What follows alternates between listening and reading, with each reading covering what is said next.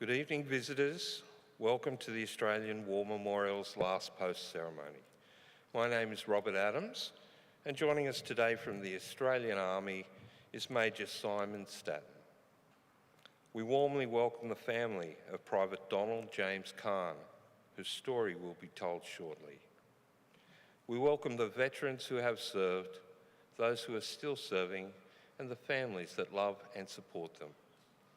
The live stream of this ceremony is made possible by the Returned and Services League of Australia and the RSL and Services Clubs Association.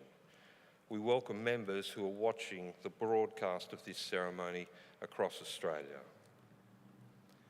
During this evening's ceremony, wreaths will be laid at the base of the Pool of Reflection by family and visitors to the memorial. If you are able, I now invite you to please stand and join in singing the national anthem.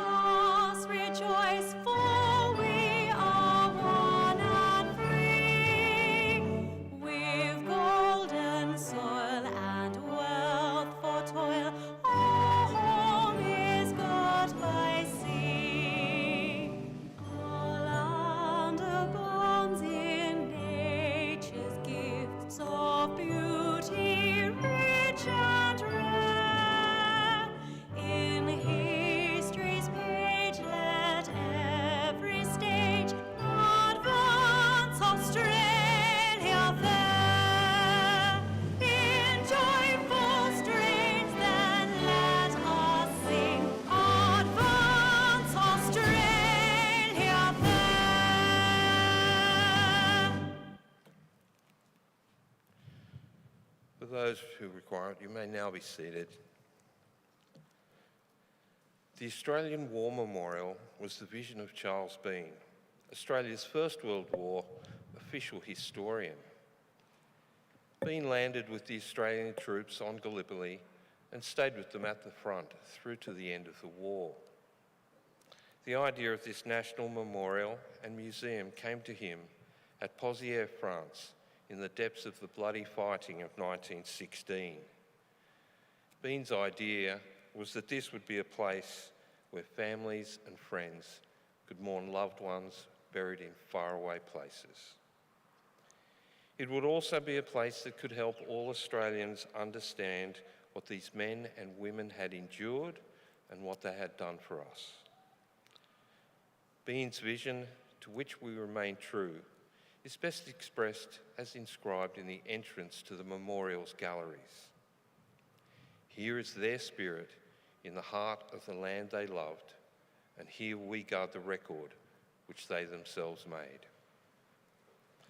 Tonight we'll read the story behind just one of those on the Roll of Honour, which lists the names of more than 103,000 men and women who have given their lives for us during war and on operations over more than a century. But first we present a lament, Flowers of the Forest. Wreaths or floral tributes will now be laid at the base of the Pool of Reflection.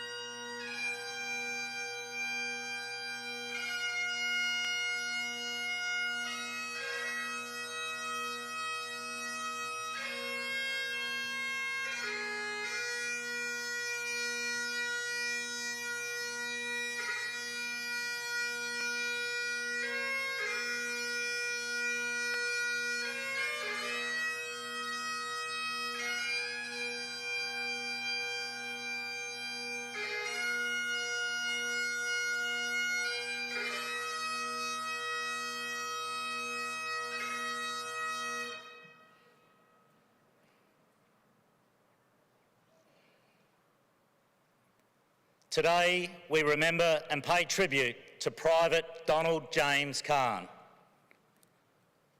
Donald Carn was born on the 17th of December 1910 in Wagga Wagga, New South Wales. Known as Don, he was one of 3 sons, born to farmers Jack and Kate Carn.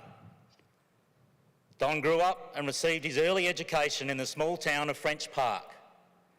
In 1920, his family returned to Wagga Wagga, where he attended primary school and the local high school. Don and his brother Reginald went on to work in the family farm named Kelvin. Don was a keen sportsman and enjoyed playing rugby, tennis and cricket. In 1937, he married Pearl Plum, a woman from the nearby town of Tool. When the Second World War broke out 2 years later, Don and his wife were living on the family farm at French Park. Don Carn enlisted in the 2nd Australian Imperial Force on the 26th of June 1940. He was assigned to the 2nd 19th Battalion with the rank of private and commenced a short period of training in Australia. In late 1940, he was granted pre-embarkation leave and returned to French Park, where he was farewelled by his community. He was given a pen, a wallet, some handkerchiefs and a money belt from his friends and colleagues who wished him well. He returned to Sydney and embarked for active service on the 2nd of February 1941. Private Carn arrived in Singapore later that month and moved north to Seremban in southern Malaya with the rest of his unit. There the men continued their training with a focus on serving in tropical conditions. In May, Carn was detached for duty with the Ordnance Guard in the northern area of Singapore and did not rejoin his unit until the end of June 1941. Over the months that followed, Carn and the rest of the 2nd 19th spent time training before moving out to the airfield at Kluang in September. In early October, Carn and his comrades began moving east towards the town of Jemaluang, the site of a vital road junction. With the increasing likelihood of Japan's entry into the war, the men of the 2nd 19th devoted their time to preparing and fortifying the Allied defensive position. In December 1941, Pearl Harbor was attacked and Japanese forces began their land invasion of Malaya. From the front, Private Carn wrote a letter home to his nephew Peter on the 8th of January. Peter, I'm still going strong and we've not had a scrap yet, but it's getting very close to us now, so it looks any day we will. We live in dugouts now, which are rather warm in this climate, but it's safe to sleep in them on account of air raids. We had a good Christmas dinner in the trenches, turkey, fruit salad and a bottle of beer, but not so hot on New Year's Day, we were down to tin stuff, the old bully beef. Well, Peter, there's not much I can tell you, and I have to go. I have not got a snap to send you. We're not allowed cameras now, so I'll say cheerio for the present. Wishing you all a Happy New Year and hoping to see you all soon. With love from Uncle Don. Within days of writing this letter, Carn and his comrades were drawn into action. Japanese forces had swept quickly through Malaya, forcing Allied units to begin a fighting withdrawal back towards Singapore. The 2nd 19th covered this retreat and helped to reinforce the 2nd 29th Battalion at Bakri. There they held the vital crossroad to allow a number of Allied units to escape and withdraw from the direction of Muar. Throughout the 19th of January, Carn's battalion encountered heavy fighting on all flanks as the units around them continued to suffer heavy casualties and aerial bombing. Not long into the attack, Private Carn was wounded in the thigh but continued fighting after applying his own field dressings. Soon after, his best mate saw Carn wounded for a second time, though he apparently still continued fighting.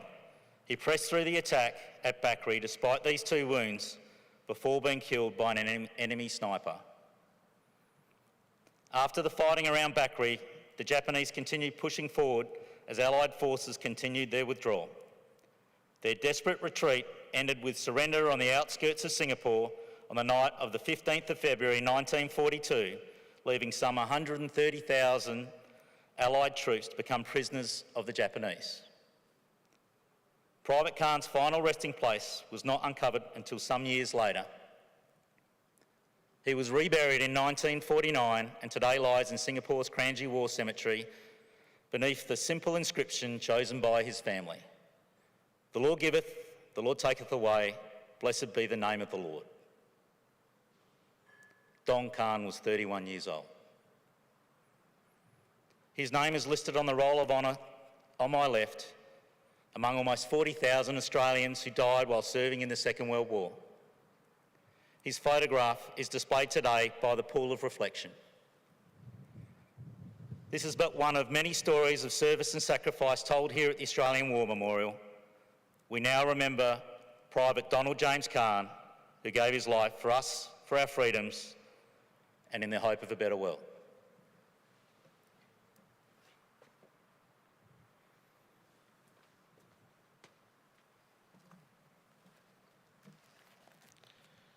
For those who are able, I now invite you to please stand for the reading of the Ode and the sounding of the last post.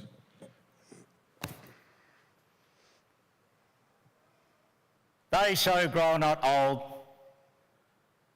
as we who remain grow old. Age shall not weary them, nor the years condemn. At the going down of the sun and in the morning, we will remember them. We will remember them.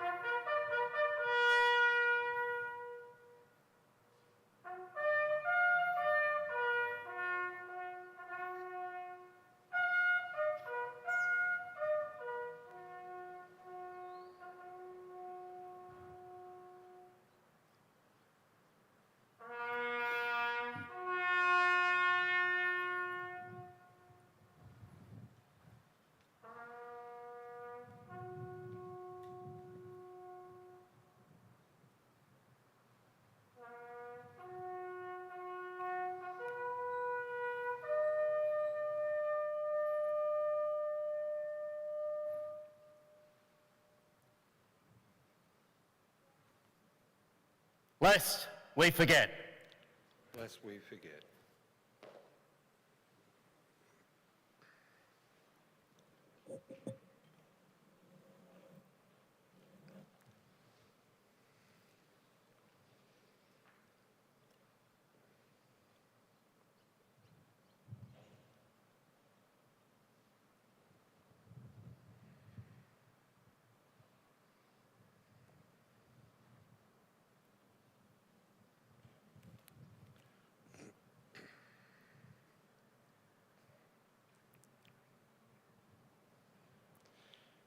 We leave you this evening with the words of the memorial's founder, Charles Bean. Many a man lying out there at Poziere or in the low scrub at Gallipoli with his poor, tired senses barely working through the fever of his brain has thought in his last moments, well, it's over. But in Australia, they will be proud of this.